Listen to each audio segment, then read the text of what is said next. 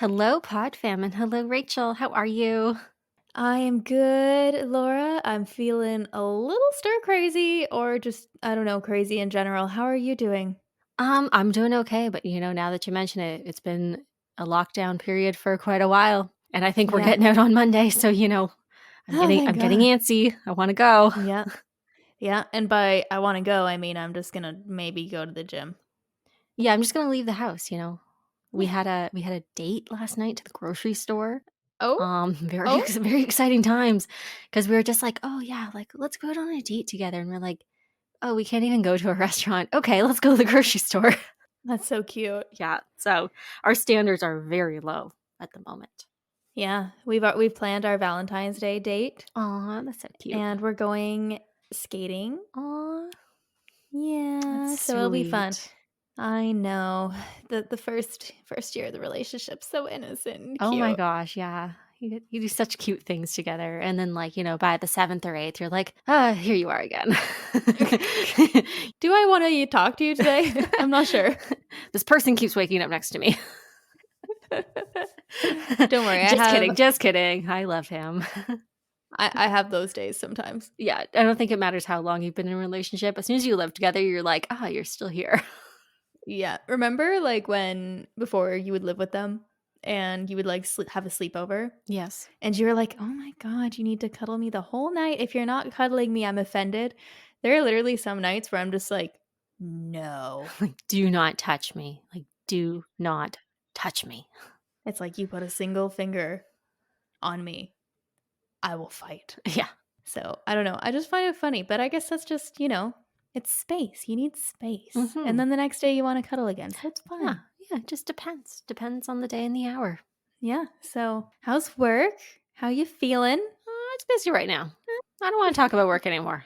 I'm tired of work. We're talking about it tonight. Oh, yeah. Oh, well, that's a Yeah, different kind. I thought you meant, like, my work okay. day, which is, like, I'm so over my work day at the Ah, moment. Like, I could use a weekend and a long one at that. yeah, well, I mean, we're actually not that far away from the next long weekend, I think it's 3 weeks? It's like a month. Don't say that. Yeah, Oh, you're kidding. yeah.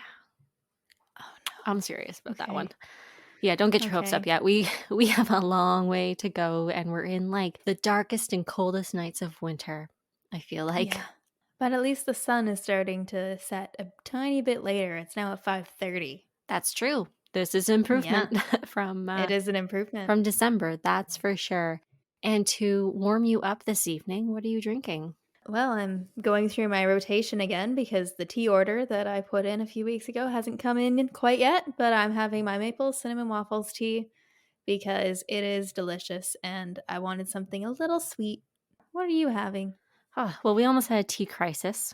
Mm-mm. Mhm, yeah. Mm-mm. Um, I had it in my head that I really wanted my cinnamon hearts pu'er tea, which I love, and I knew the bag was getting light, but I'm like, Mm-hmm. "There is definitely a serving or 2 left in this bag." Mm-hmm. And as I get my little, like, single serve, tea infuser, there's, like, barely enough to make a cup of tea, so I still made the tea. There was enough to, like, get a very small cup steeped, but that Mm-hmm. is the end of the cinnamon hearts, and, it's okay. I have lots of other tea, but, that's one of my favorites, so I always get a little nervous when it's not in stock. I don't have a backup bag at the moment, so might have to It's get not in another one. stock at all?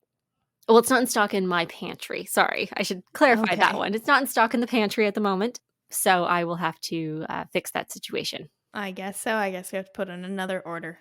I think so. I think so. Mm-hmm. But what are we Mm-hmm. going to be talking about this evening? We are going to be discussing our experiences with personal and professional development. Yes. Woo! So exciting. So exciting.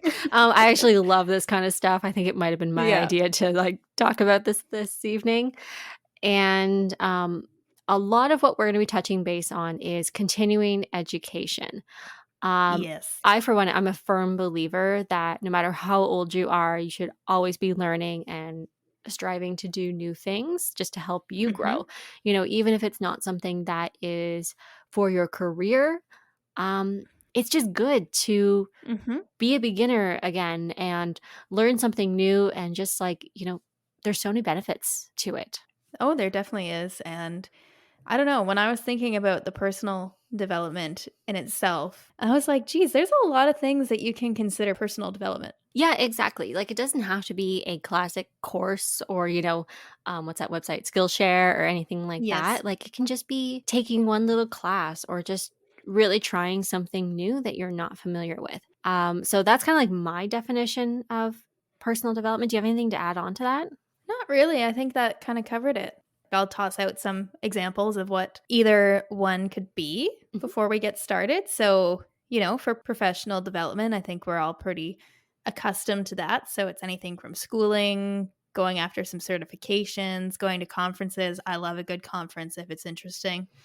Where for personal, I like to think of that as like, exploring your hobbies more deeply because you can actually get some certifications for those hobbies, which I Yeah. know you're going to touch on later. Yeah, for sure. And, setting goals in different aspects of your personal life that you want to improve in, such as health and fitness. So maybe you have, set a yoga challenge for yourself. And my personal favorite is therapy. Oh, that is yeah, yeah, actually, I Yeah. never really even thought about therapy being something, but yes, that is personal development. You're not gonna leave with, like, a Hmm. little certificate at the end of it, but you're gonna leave with more peace of mind and a better understanding of yourself and other people, which is, like, Exactly. the height of what you're trying to to achieve as a person. Exactly. So, big proponent of therapy over here if you want to develop yourself emotionally and Yes, mentally. very Yes. important. So, where should we start? Do you wanna start with personal or professional? Huh. Well, on my notes, I have personal first. So, Well, let's keep rolling with personal then. Um, beautiful. so how about you start? I'm kind of curious to see what was like your first personal development that you would say that you undertook. I'm not going to lie, when I actually think back into my life, I was having a difficult time coming up with it. Because I don't know, like, I feel like I've done a lot Yes. in my life that I don't like, it's hard for me to like label something as personal development as opposed to just me growing up, Yeah. So like maybe travel I would constitute under there, but there is one huge one that sticks out for me that didn't turn out the way that I thought it was going to, but I think it was it 2 years ago now that I was studying for the LSAT? Um I think yes, it so. was. It was wow, yeah, it was 2 years ago. Yeah, and when I think about that, just because I didn't wind up going to law school, and, that kind of was a choice, was we'll get to it later, but the cons of going started to outweigh the pros. But I really think of my experience with the LSAT as a very impressive personal undertaking for me because when I was in university, I objectively went to a fairly difficult school and I did finance at that school. So, that for somebody who did really well in high school, when you get your first 65, it really gives you a kick down a hill. Yes.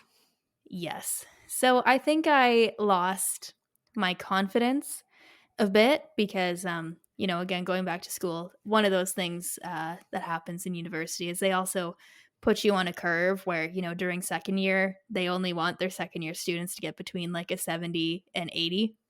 Mhm.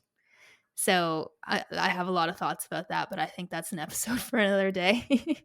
But when I started this test, I found that when I was in university, I got into this habit of if something was hard or too hard to a point where I couldn't figure out in a day, I would just give up, Right. right? Right. Because I really had lost my confidence in it. And then when I took this on, I definitely felt that when I first started was that, it was going well for the first few chapters of the trainer that I was studying, and then it got harder and harder.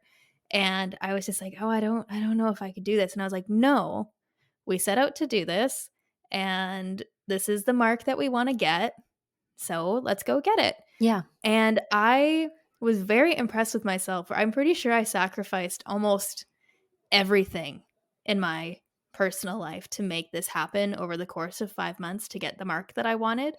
So, like, I would work all day, and then I would study all night and all weekend, And there was a period of time where I studied all day and all night for like a month-long period. And this was probably the first time that I invested a large sum of money into something myself. Yeah, because on top of just studying for the LSATs, you were taking an actual, like, are they called prep courses? Yes, so I took a prep course and it was like $1,600. For someone who is fresh out of university and working, like, It's their a lot of first money. job that's not very lucrative, that is a big chunk of money, like, that's almost a I think that's pretty much, like, a whole month's salary to Yeah, some. yeah, it pretty much was 1 month's salary. And, that was a big undertaking for me because I didn't ask my family for support. Like, I did it all myself. Obviously, I had some emotional support to make sure that I didn't, like, lose Combust. my mind, combust.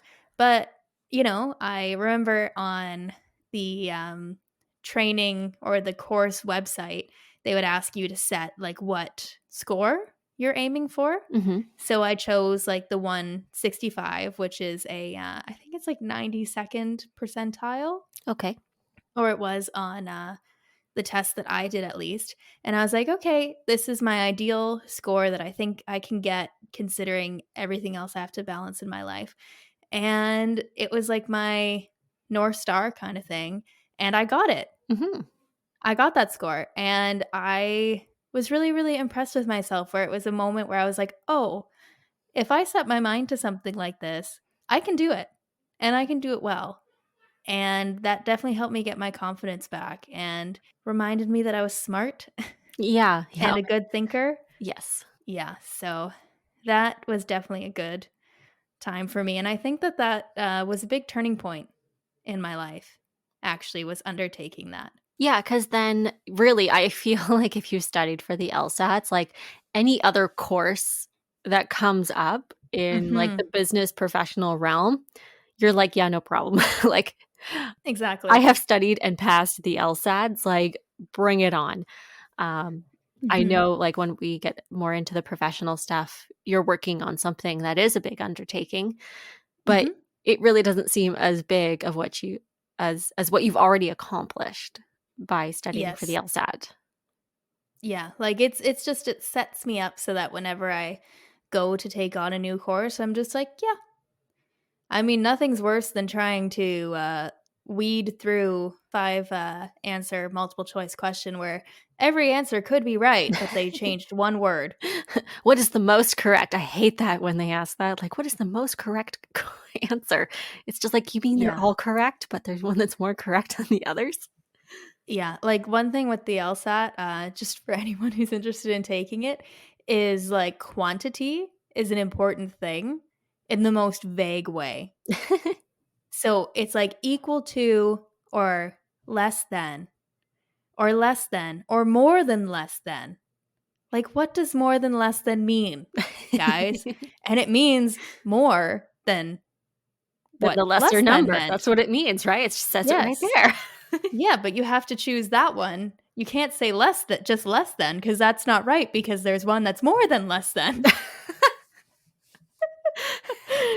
Oh god, it really just I don't know, like, I just remember my brain started to think that way, like, I was living and breathing it, that I'm like, "Could anyone have a conversation with me? I'm not really sure."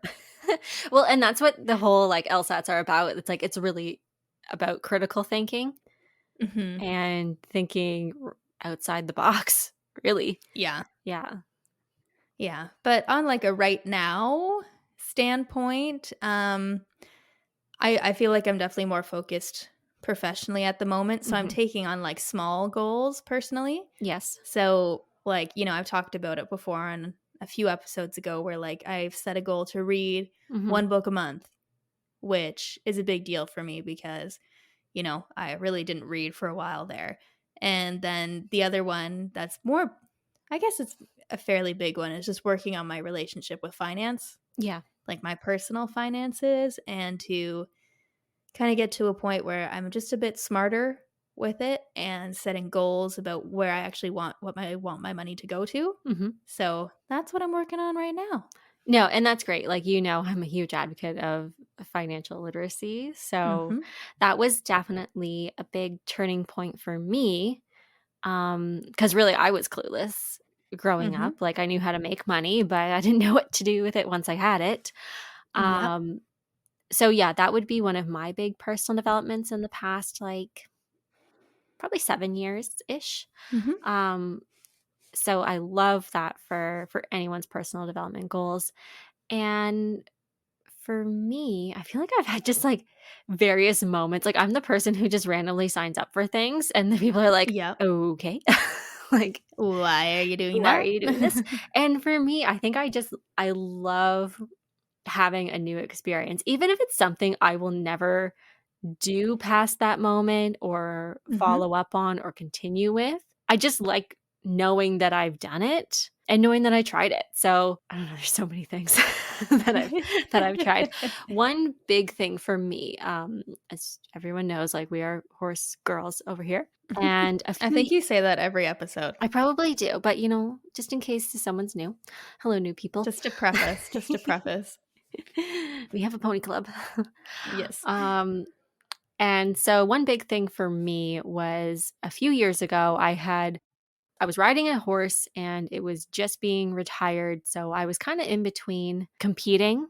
Like Mhm. I didn't really have anything to horse show on. So I was really trying to connect back with why I love horses and my knowledge as a horsewoman was very important to me, and I just wanted to connect in a new way.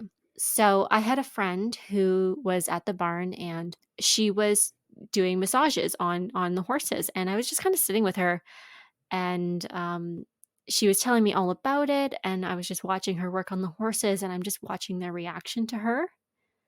And you really watch, like I had her work on my old horse, and his expression was just like kind of tense, and then you completely watched him relax and fall asleep, and I was just like, "Oh wow, like what a beautiful connection she's creating with them."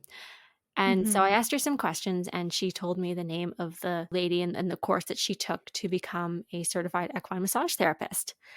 Mhm. So the course I did was like a week-long one, and you got your textbook, and it was like legit crash course. Like you had to read a chapter a night and then you were doing practical all day. And it was so amazing because it was a group of about 8 to 10 of us.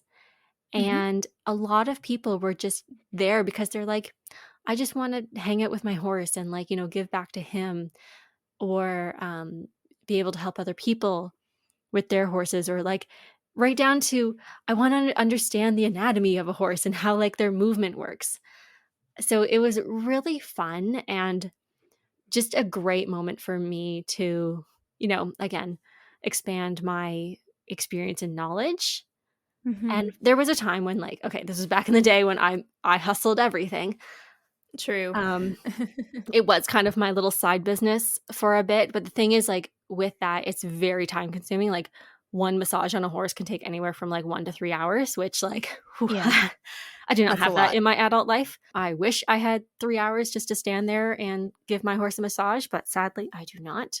And so I just love it because with my horse, I can just, do quick little work or like I notice like, oh, he's moving kind of stiff. Like, but if I work this muscle, like that's going to give him some relief. So that's probably one of my favorite personal development things I've ever done. Again, not something I ever really did or wanted to pursue as a career, but it's one of those Yeah. fun things of just like, "Hey, I know how to do this." Like, it's I feel like I'm that weird person with, like you look at my resume and they're like, "Oh, she's, like, a horse massage therapist and this and this and this." Like, how odd, like, just like a random basket of, knowledge over here. So for other personal things besides the finance and that, I haven't done too many like courses on the Mhm. personal side. One thing I do want to do, and I don't know if I'm going to do it this year because I really want to do it in person, Yeah. is I want to get my certificate in being bilingual. Oh, Yeah, I guess I'm like I don't know if I've ever mentioned that to Rachel. interesting. Yeah, because I grew up in Quebec, so I was able to switch between speaking English and French when I was a kid very fluently. English is my first language, so I am a little bit better at that. Mhm. But then when we moved, it was easy at first to be able to keep talking because my parents would talk to me a little bit in French because they Yeah. really had to learn as well because they were also not French speakers. But as I got older and you're not immersed in the culture and Yeah. surrounded by you lose your ability quite quickly. Mhm. And, I took French all through school, like in high school, in university, but the French that they teach in school, at least Mhm. here, it's all about like being able to read and write and not Yes. so much converse. So over the years, I've really lost my confidence in being able to speak French. Mhm. And it's been a goal for mine for a while that I do want to like take a speaking course and just like have a group of people that I talk to in French Mhm. so I can just get my confidence back and into that culture because for so long growing up, like it was really part of my identity. And yeah, I feel like I've lost touch with that. So that is like my big personal development goal for probably the next like 2 to 3 years. Good for you. Thank you. So yeah, that's kind of what I got going on the personal side. Yeah, at some point I wanna learn Spanish because I find everywhere that I've been, being able to know Spanish is very beneficial. Yes. Yes. Yes, so, maybe we can work and be trilingual. Woo. Yeah, sure. Actually, the third language, if I was going to learn a third one, is Italian. Interesting. Yeah, because it's not far off from French. So I feel like if I can get one down really well, it wouldn't be like too hard to get another language. Mhm. Like I feel like with languages, like once you have two, like your main one and a secondary language, like once you start Mhm. learning other languages, like there's a lot of patterns. Yeah. And I guess as English speakers, we know one of the hardest languages to learn how to speak. So that's Yeah. that's half the battle. Yeah. After this, I'm gonna go start working on my boyfriend and be like, "Can we actually practice the French?" Yeah, and that's the thing, like, my boyfriend went to French immersion for the first few years of school, so he knows, like, a bit of French, and I'm hoping that it's something that, like, we could do together Mhm. because to have someone at home that we can speak and, like, we speak very broken French just as a joke sometimes, um, but, yeah, it would be fun for us to do together, and then, like, we could actually practice with each other. Mhm. Because that's the secret, like, to keep any language kind of front of mind and very well practiced, like, you need to be speaking it and reading and all that kind of stuff. True. Well, for me, in the past, school was a thing that we all had to do, which I guess, I don't know, is somewhere between professional and personal. I feel like it becomes professional once you've gotten your undergrad and you're like going to school Yeah. for a professional purpose. But another thing that I found super beneficial for me in the past, kind of toxic boss aside, is trying out different industries or different types of jobs is very Mhm. important. Yes, I definitely Yes. support that. Just because, like, it's one of those moments where you never know what you like unless you try it. Yeah. So if you have an interest in a certain type of industry or a certain type of job, give it a try. Yeah. I love that you brought that up because I feel like our society in particular, they're Mhm. literally like, go to elementary school, go to high school, go to post-secondary, go to work. There's no Yes. time to actually discover, do I like this? Do I like that? If this is something that you're going to do for, I feel like we say a lot, 40 hours of your week every week, you better enjoy doing it. So I think people should be out experimenting. And I know that internships are one way to do it, but there are lots of other ways because you Mhm. should be compensated for any type of work that you do. Yes, you should. Yes, yes, we do not support the unpaid internship. Um, No. yeah, like one of the best things I ever did was take a gap year Mhm. between high school and university because I had gotten into a university for like science and kinesiology, I believe. And then at the end of the day, I was just like, I don't like science. um, Why did I apply for this? Yeah, I'm like, I come from a family of business people and I've always loved business. So like, I should probably go do that instead. So I spent a Mhm. year working for a real estate developer. And honestly, having that on my resume has opened more doors for me than Mhm. any university education ever will, Yes. especially when it was early on in my working life. Definitely. Yeah. Definitely. So, right now, on a smaller scale, I'm doing a class through work, which is planning with trusts. Mhm. So, like family Fun trusts, content. etc. Fun content. Actually, it's actually quite interesting once you get into it because there's so many different types of trusts that I had no idea about. Just no clue. Mhm. No clue. It's very interesting. I only knew about one and then I was like, wow, there's like 30. There's not that many, I don't think, but you know what I'm saying. Yes. There's all types. Yes. So that's been really good is the company that I'm part of, they really promote professional development. Mhm. So, they support you in that. And then on top of that, I am also taking on or I'm thinking of it. I'm in this weird place right now where I'm like I just don't have exactly the time to like be like, "Okay, let's start this process." But I did a lot of research starting in October into doing the CPA designation. And it was really interesting because I kind of in my family, my mother went the accounting route, right? Mhm. And, she's a badass woman. Yes, she is. And I was interested in what she did, but I didn't want to go the traditional accounting firm route to Mhm. go get that designation. And that was the only knowledge I had of it was that you Yeah. had to do it that way. Yeah, you didn't know that there were other ways to do it. No. So I kind of turned away from it because I don't think I would excel in an environment like that. Like I'm sure I could make it work, but I'm not sure that I would be the person that I want to be Mhm. in that environment. But recently through work, I found out that they have an experience verification route where, I work in a finance company, so very easily I could hit those core competencies that they need in order to prove that I have enough experience. Mhm. So basically, I'm starting to pursue that because now it's an option where I can do it from the company that I already work for. And yeah, it's going to be about 3+ years of my life, but looking forward to that. And at some point, I still haven't turned away from the CFP. Yeah, like, 2 very good designations. Now, for the CPA, break that one down for us a little bit. Do you have to do courses, like, on top of that, or is it more an experience-based certification based on, like, just time in the industry? So it's both.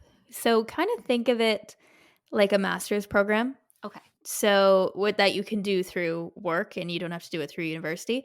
So how it is that you have to have I can't remember the exact amount of months right now, but it usually winds up to about 3 years of practical experience where you need to gain exposure to a variety of different competencies that they look for Mhm. in future CPAs. So there's like financial reporting, tax planning, uh, audit and assurance, etc. And then as well, there's the whole educational side, and I think it's about 7 courses, 6 or 7 courses in a final exam So, a that lot. you have to do. It's a lot, and I also have to do, because I did a finance degree, not an accounting degree, so I have to do about 5 or 6 prerequisite courses that if I had done accounting in school, I would have gotten, but I took finance, so I didn't. So it's gonna be a lot. Wow, good for you, girl. Yeah. Go you. But yeah, I get to do some prerequisites about financial reporting and intermediate management accounting. I can't wait. All sounds thrilling, just thrilling. It yes. And then back to kind of day-to-day stuff is I've also been working on my soft skills lately because I finally had my first like quarterly review at our company Mhm. because I've never worked somewhere where they gave us those before. How are you And feeling? Do you are you doing okay? yes, what a concept, what a concept. And I think something that kind of came out of that is confidence, is just working through what I had experienced before and, owning my craft in a way. So I've been trying to like approach things with more confidence. So, like, for instance, today, this was a big day for me, but I like led my first meeting with a client Mhm. where like it was kind of my meeting. And I was like, wow, this is cool. This is a cool experience. The And power. also the power. I have so much power. And then also just gaining the confidence that when I see a task that needs to be done, that I know what needs to be done, not going to ask permission or ask for like assurance that what I'm doing is right. More trusting my own knowledge. Yeah. Yes. Excellent, So, excellent. yeah. Yeah. And the CFP path, that's kind of, like, similar, but not as long, is it? Like, I know there's a lot of courses to it because 'cause I've looked at it as well. Um, Um, Similar to what? like the CPA. Oh, the CFP? Yeah. Yeah, oh, Yes. sorry, I don't know what I called it. So yes, it's about similar. I think it's 2 years of experience, and depending on how you do it, it can impact the number of courses that you do. So, Yeah. like, because since you're kind of through, like, the CSE, you've done, like, your CSE course and stuff, Mhm. there's a way to do it through them where I think it's, like, 6 courses. Yeah, I think it was a little bit more fast-tracked if you went through, like, the Canadian security side. Yes, where if you did it through, like, I think it's, like, the Institute of Advanced Financial Planning or something, it's, I think it's, like, 4, but they're very intense, like, you don't take multiple at the same time. Yeah. Yeah. Yeah, so It's all fun stuff, people. it's all fun stuff. That might be, like, a future thing. Ah, Yeah, sorry to any of our listeners that are not finance people, but this is what you get. yeah, this is what we do all day. I just love it. I love financial statements.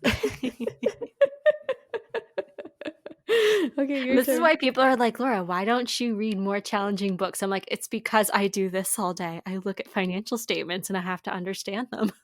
I just wanna read a smutty romance, let I me do know. that. Your turn. My turn? Your Okay. turn. All right. So I was kinda thinking about the professional development side, and I feel like I might have a little bit more going on this side, and a lot of it, like, at the end of the day, is still personal, and that's one thing I love about the company that we work for. You know, they support you on the professional development side, but they also have the point of view of just, like, if you worked anywhere, this would be helpful to you. It's not just, like, specific to only the company, Yes. which I think is Yes. very important when it comes to taking professional courses. Some people, you might have to take, like, an internal course within the company that you're working for, Mhm. but I think everyone should always make sure that they document these things, Mhm. and different trainings, like, even if it's like a conflict of interest training Mhm. or security training, like, I don't know, whatever type of little training or Mhm. conference that you do, because that is still experience, and wherever you go, that's relatable, you know, We love transferable yeah, skills. it's We all love transferable transferable skills. skills. So that is why I always, like, try to keep a record of things that I've done. And when I was thinking about it today for this episode, um the first thing for professionally development that comes into my mind is the co-op I did in high school. We're going way back. Yeah, we're going way back, guys. And the thing is, like, when you get to grade 12, I think you have the option of a spare in your semester. And I actually elected not to have a spare, but instead Mhm. to do a professional co-op. And a lot of times, like, when people have the co-ops, especially like from a small town, like that's in the trades, or like veterinary hospital work, I actually co-opted with a chamber of commerce. This was my aptitude for business things at the Mhm. time. And that was so beneficial for me because I actually got to work in an office 5 days a week. And it would just be like for a morning or an afternoon, depending on the week. Mhm. And I got to learn so much about how to, like, conduct myself in a professional setting, how to be in charge of projects. And I actually, like, produced a lot of things for different companies. So that was something that was on my resume as a highlight for a very long time when I was younger, Mhm. because so many people were like, "Oh, wow, like, you were 16, 17 years old working in, like, an actual office." So don't take those things lightly. Now, the only drawback to that was because I was doing a co-op, I was short a university college credit. Like I had full credits to graduate, but in Ontario, you have to have like so many university credits to be able to go to university. Mhm. So that comes to my second thing that I had to do was post high school. In my gap year, I actually took a course, and I think it was called the ILC. It was like long distance Mhm. education. Okay. And I took a university level course through that just so I could get like the 20 credits. Don't quote me on this, guys. Um, However many credits I X needed amount of to, credits. yeah, the X amount of credits that I needed of university level to apply to university. I took this course, and that was the first thing I'd ever done as a self study. And of course, Mhm. being, my young teenage self, I pushed it off and pushed it off. And then, of course, it's like 2 months before I have to finish it. And I was working on it. I had a computer crash and blow up, Oh, and I had to no. restart the whole course again. And this is back when like it was just a paper textbook, so I actually had to write the assignments and submit them. You didn't No. submit them online, so it was kind of funny. But that pressure, I actually ended up getting a 98 in the course. Amazing. Yeah, so that was like my first hint of like success and being able to do something for myself because Mhm. like I've always been a good student, but like I was never straight A's. I never did homework a day in my life. Like I was too busy living. You really never did. Yeah, like I was just like, oh, I got good grades. Like I had my choice of schools. It was cool. So I never really stressed about that kind of stuff. And it was when I was given something hard that I knew nothing about where I excelled because I was Mhm. like, wow, I really need to do this work. Like I need to understand it. And I've been put in that situation a few times now that you should never be afraid of doing something difficult, very much in your situation, Rachel, with the LSATs, Mhm. because you never know what you're capable of. And I find when you do those harder things or more challenging things, like you actually do much better because you don't take it for granted. And Yes. usually, if you're doing it, like you really want it. Um, Mhm. so that was like kind of my first taste of professional development, and that's in the school setting. Mhm. Of course, like conferences are amazing, and just kind of networking and learning how to network is huge. My business school was all about that and would throw like different networking evenings just so students could learn how to do it. So if you're in school right now, like definitely participate in those kinds of events if you can, because you never know who you're going to meet there, and it could very well lead to a job. And then going back to like my little bag of tricks of certifications I thought of one today and I totally forgot I had it. So, fun fact, guys, I am a licensed pesticide safety um, applicator. What? I feel like I need What? to explain this. Okay, so fun story, guys. Um, my family business is in the agriculture sector, and Mhm. I had nothing to do in the agriculture sector. Okay, guys, like I worked in the office. I did sales and marketing. Um, Yes. but it came around time that if you are someone who sprays pesticides or works with chemicals, you have to have a license to do that. Um, and Mhm. the people that we had, their licenses were expiring, and they No. needed someone to administer the course in order to renew their licenses. Oh my god. So instead of sending someone to the course who knows what they're doing, they Yep. send me. Oh my god. Yes. So their licenses were expiring in a month, and the course exam I had to go to was 2 weeks from the day I Oh got the my textbook. god. And this textbook was thick. I did nothing but read this textbook, and I was terrified because, like, I knew nothing about Yeah. chemicals. I'm just like, I don't know, but like, I can read, so I'll figure it out. People, I got a 99.5 on that exam. I love it. Yes. So That's so never funny. underestimate what you can do. But not only did I have to, so that was just my exam to become a licensed um, controller of chemicals, of agriculture chemicals. I Mhm. also had to then take a secondary course and test Oh to be my. able to teach people the Oh my safety of god. applying pesticides. So that was the following week. I am now like 1 week out from these licenses expiring, and it's like the springtime, so they have to start. Yeah, so within 3 weeks, I became a licensed pesticide applicator and teacher. Wow. So Good for you. fun fact about me. If anyone needs Yeah. their farmers retrained, you give me a call. Um, Oh my god. yeah, so that's my funny story on professional development of random things. Uh, Thank God the company paid for that one because I certainly wasn't paying for it myself. no. And that is the important thing. It's always nice when you have a company that's going to back you up in your education. Yes, it is. Yes. But okay, getting to the more current things. As a lot of our listeners know, I took the Canadian Securities course, going to be almost 2 years ago now. Mhm. And that started out, this is that fine line where it was a personal development goal, but also Mhm. a professional, because I was very unhappy in my work and I knew I wanted to work in finance. Mhm. So this was something that I had to do in order to break into the industry. Yes. And this was no light course, like not as intense as like taking the LSATs, but it was like a two-part course with 2 exams, and you had to get a minimum grade of a 60 Mhm. to pass.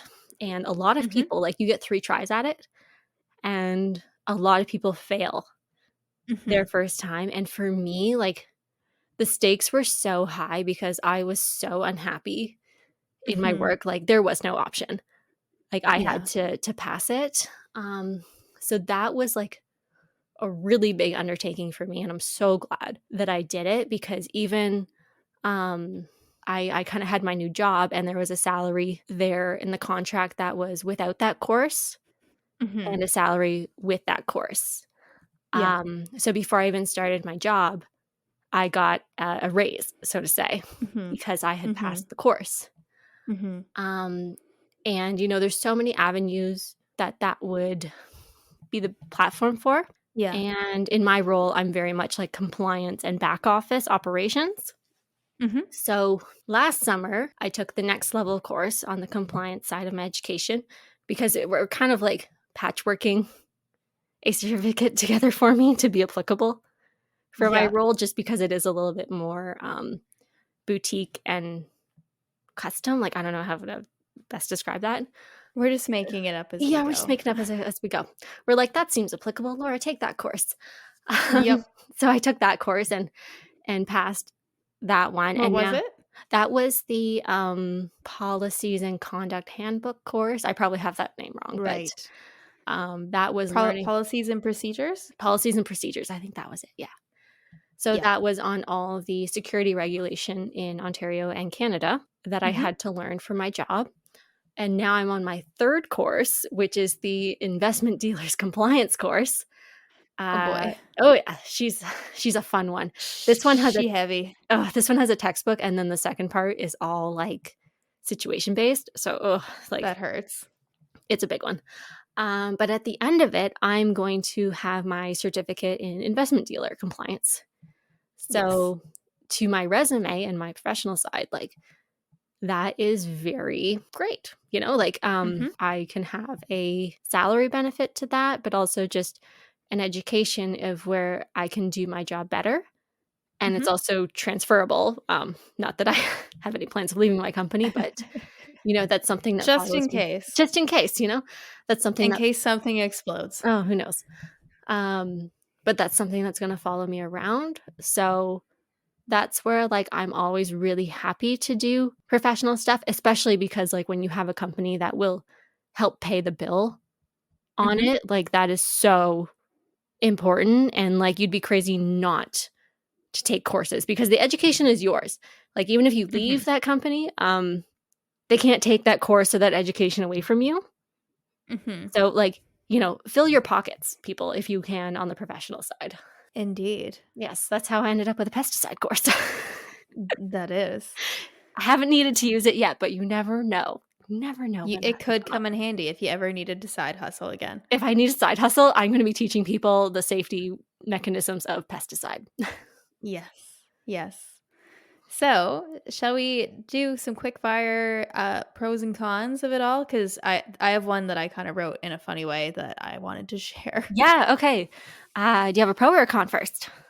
It's both. Okay. It has the possibility to make you lots more money, but it also costs a lot of money. Yes. Oh, I'm so glad you brought that one up because Yes. especially on the personal side or in our situation where we were trying to better our financial opportunities, Mhm. it comes with a cost. Yeah. Especially, like, when tying it back to the LSAT Mhm. where other than the possibility of not the guarantee, the possibility of getting into law school, there is no benefit to the LSAT, like, at all. It doesn't really do anything for you, and, like, I'm pretty sure I spent $2,000 on that entire thing when I did not have $2,000 to spend. Yeah, like my Canadian securities course was I think around 15 to $1,600 and it's not like I Mhm. had this money laying around, but I was just like, "Nope, it's gonna come back to me. I know this money's gonna Yep. come back to me if I put it out there." And I've never like, yes, it had to go on my credit card, and it probably sat on there for a few months, but in the long term, it has opened so many more doors, and this is what kinda drives me crazy, and we're gonna try not to go into the whole broken system of university and college. Um, We can't do that no, today. but It's already been 50 minutes. yeah, I will be super candid and say that the professional courses that I have done have earned me more money than my Mhm. university degree. And Oh, I have a 100%. double major and a minor. um, Yep. and it only ever got me a starting wage. Yes, and I'm still offended by the fact that, like, university does not prepare you for the sheer amount of professional development, continuing education you actually have to do in order to climb that ladder. Like, they don't talk about that at all. Yeah, like you literally climb the ladder based on experience and with the help of professional certifications, Mhm. not not degrees, not And degrees. they don't tell you that. Like, No, they don't tell you that at all. no, So, no, because I was just like, I never really wanted to go get my master's, like my MBA, but it was in the back of my mind, and I'm mhm. so glad that I didn't take that route because I don't think I would be as far ahead as I am now, even with all of my setbacks of life.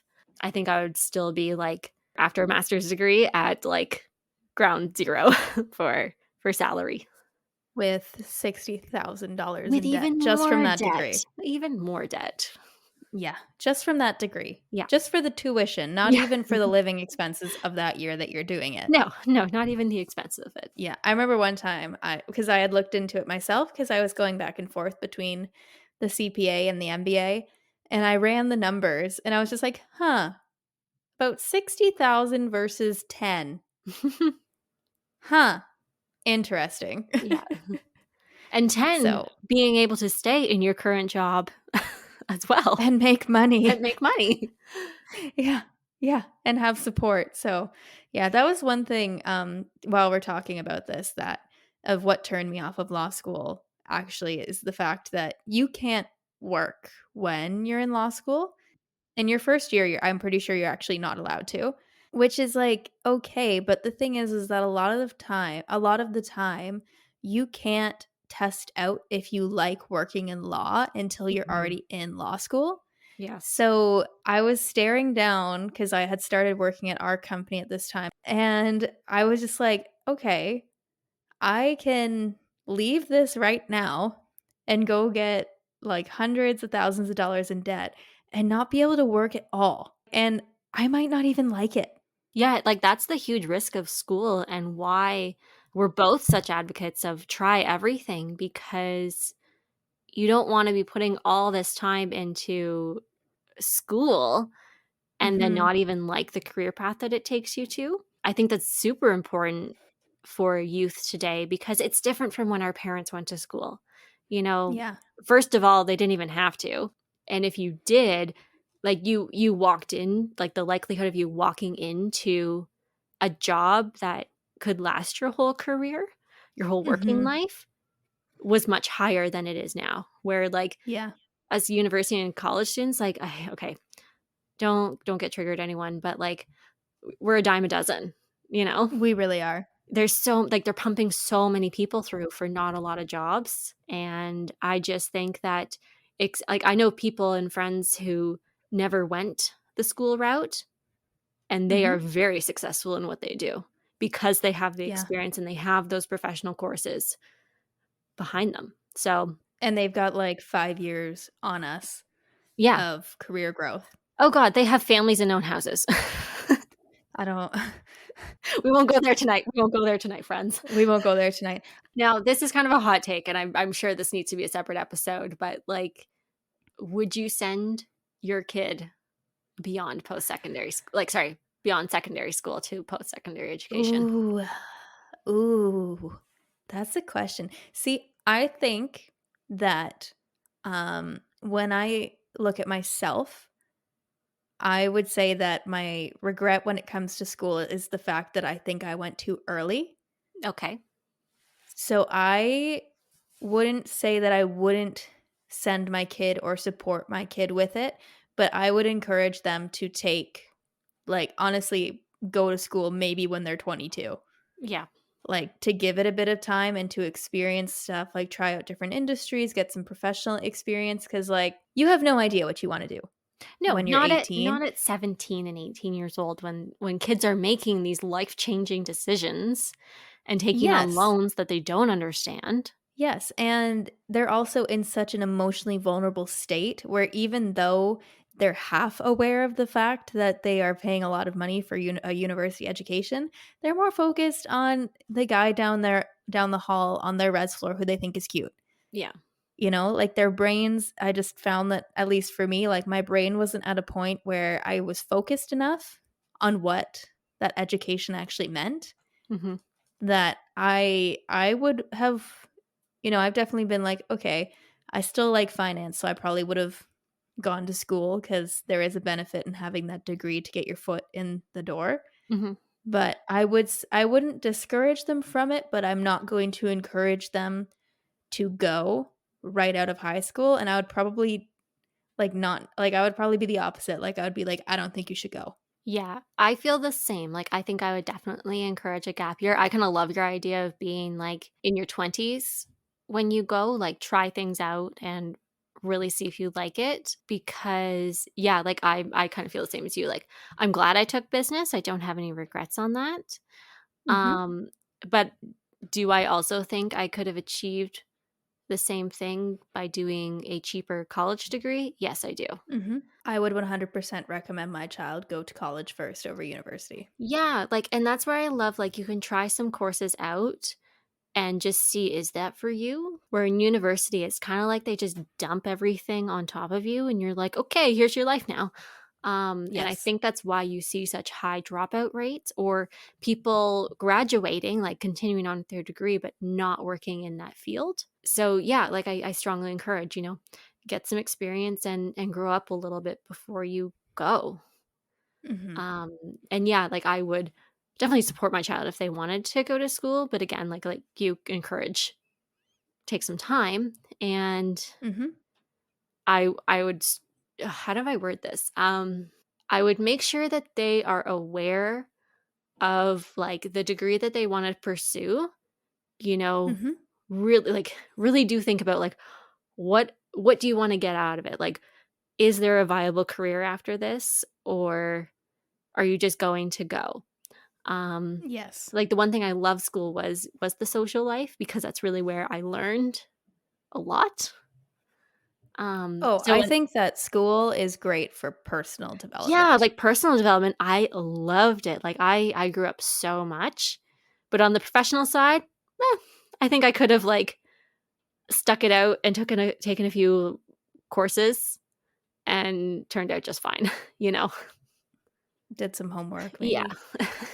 That says a lot about our education system, like, you get no value for it anymore. No. No, and that was the thing is, like, I don't know, like, I don't see how, because I don't think that the format that larger universities, like, you and I went to fairly big universities Mhm. where the course is you have 2 exams and a final exam, maybe 1 assignment. Yeah. Like, I don't learn that way, and I don't think a lot of people do because it's not keeping you on track No. for your learning. Like, because that's the thing is you're so overloaded when you're there with so much different coursework. And not coursework in the way where you're actually sitting down trying to apply your knowledge to an essay or a Mhm. piece of homework. You're just living in panic mode, going from exam to exam, memorize and dump. And I Yes. don't think that that's effective. I think that when university would become effective again is if it transitioned to a more assignment based Mhm. program with an exam at the end, like high school is. And you know what? I actually learned quite a lot in high school. I'm not sure how useful any of it was, but I did learn. Yeah, I love that you kind of brought up that learning style because if you were to look at my professional textbooks that I have from my past 3 Mhm, courses, and even mhm, my massage therapy course that I took, the textbook that came with that, you will see in the margins me applying real life experience that I have in my job to mhm, situations because that is how I learn. I learn by doing. I'm mhm. a very visual learner. Being talked at and only reading a textbook, I don't retain a lot. Like Yeah. I have to do it a couple of times to actually get the message and have it sink in. But if I can apply it to something that I have done and teach that to someone, I will never forget it. Like it just Yes. becomes me.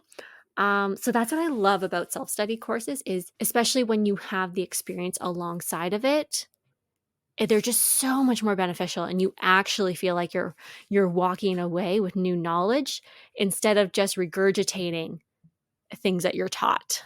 Well, even, like, honestly, not even taught, it's just you read the lecture. Yeah, you read the lecture and then you read the textbook and the prof probably just repeated what's in the textbook, right? Like you don't actually Yeah. understand like what it's for. No, the textbook doesn't even understand what it's for. No, it's just words. Yep. Yeah, so those are kind of my hot takes on continuing education. Like, Yeah. super supportive of it, even if it's just for fun and it makes no sense to your professional career. Who cares? If you have an interest in it, do it. Mhm, Most of the time, the money will come back to you, especially mhm. for the professional side. And if your company or employer is willing to help, do it. Right? Like, just go for Exactly. it. Who cares?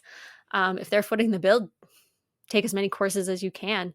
And then on the personal side, I think if it speaks to you and it feels right, again, don't worry about the financial cost, especially like if you can afford it or over time like you're working towards being able to do it. That is just such good development for yourself. Investing in yourself is key. Yes. Yes, we like investing in financial products, but we also like investing In in ourselves, ourselves. in ourselves. All day every day. Any parting thoughts, Rachel? Did we get it all out? I feel like we're gonna Uh, have an episode on the education system, which is gonna be I know. super hot, super hot. I know. I feel like that's when we have to get a guest for, so I'm manifesting that is we'll get a good guest for that. Ooh, that is a good idea. If anyone wants to go, Yeah. like, off on the education system with us, Mhm. I mean, or if you're really for the education system, that would be fun too. That would be fun. Just confuse us, confuse our thoughts. Take us to task. Give us give us a really compelling counter argument. Yes, of why everyone should go to university and college. Um, Yes. we will save that for another day though, friends. So if you are not following us on Instagram yet, definitely check us out. We've been posting. Um, we promise we are Laura making an has been effort. posting. Hey, you know what? I've been on a streak. I just have to make sure You I'm have not been. scrolling. I had a couple nights where I scrolled for a couple hours, so I had to take the app back off my phone. Um, Mhm. but I have been good about posting on the Instagram. So definitely follow our Instagram. It's Tea with Laura and Rachel. And then our email is down in the show notes if you want to come on the show or you have questions for us or want to continue the discussion further. We love talking to you guys. And if you feel called to, definitely drop a 5-star review and share this episode and show with someone you feel who would connect with it. You got it. That's it. Covered everything. We're We good. covered Got everything. the check Yep. marks. All right, Yep. everyone, live like tea. Live like tea.